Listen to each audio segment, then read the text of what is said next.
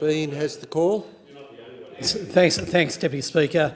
I'd like to frame some questions to the Minister as part of this consideration in detail in relation to the higher education sector. Deputy Speaker, despite earlier speakers' views, my conversations with stakeholders and advocates in the sector affirm the view that this government has abandoned our university sector. Because of the decision to prevent universities getting JobKeeper and not providing appropriate support to the sector, despite the catastrophic consequence of COVID for revenue, Deputy Speaker, at least 17,000 jobs at universities have been lost. Hundreds of those jobs have been lost here in Canberra across the Australian National University and the University of Canberra. We're talking about world-leading researchers, lecturers and tutors who've lost their jobs, and many more that go to the functioning of universities every day. Last year, the government did provide extra funding for research due to the shortfall in international student revenue. However, months later, the borders are still closed with no end in sight because of this government's failure to manage quarantine facilities, and there's no further additional funding for universities. Instead, what do we have, Deputy Speaker? I'll quote from page 170 of Budget Paper 1.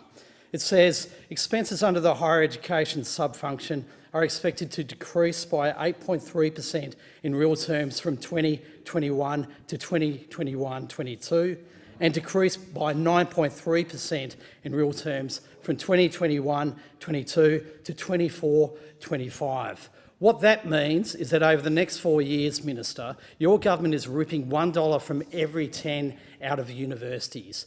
Your government has made it harder and more expensive for Australians to go to uni. The cut to university funding is mainly from research but affects teaching as well.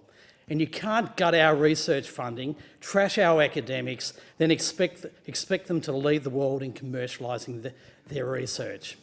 The government says we want more young Australians studying STEM subjects. We want more people going into science as a career. Because of this government, universities will receive 32% less to teach medical students, they'll receive 17% less to teach maths students, they'll receive 16% less to teach engineers, they'll receive 15% less to teach clinical psychology, they'll receive 10% less to teach agricultural students, they'll receive 8% less to teach nurses. How do you come up with a mess like that if you say you want to encourage people into these disciplines? When you cut the money that supports engineering and science courses, either you're actually going to get lower quality courses or you're going to have universities changing their offering to students. You'll get fewer scientists and you'll get fewer engineers from a failure to support these departments and faculties. You can't stem the brain drain if you don't invest in STEM teaching and research. And we're talking about our kids graduating uni with debts of around $60,000 for a basic degree. Deputy Speaker, further, as a consequence of the mismanagement of the vaccine rollout and quarantine, we still have no idea when international students will be able to safely return. The contribution of international students makes the university sector one of our top exports, but they also play a critical role in our local economy. I've heard directly from the business chamber here and local businesses about labour and skill shortages that are directly affecting their bottom line.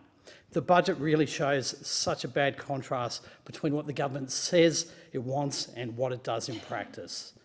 On average, under this budget, students will pay 7% more for their degree, over $1 billion more overall over the next 4 years, and 40% of students will have had their fees more than doubled.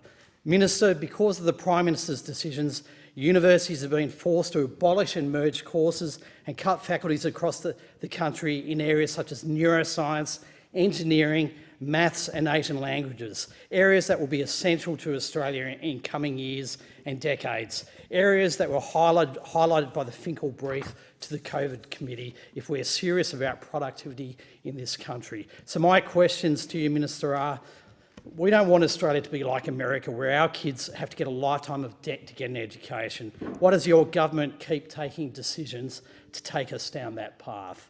And Minister, why does your government ignore the advice of your own COVID committee and not invest in science and research through our higher education sector?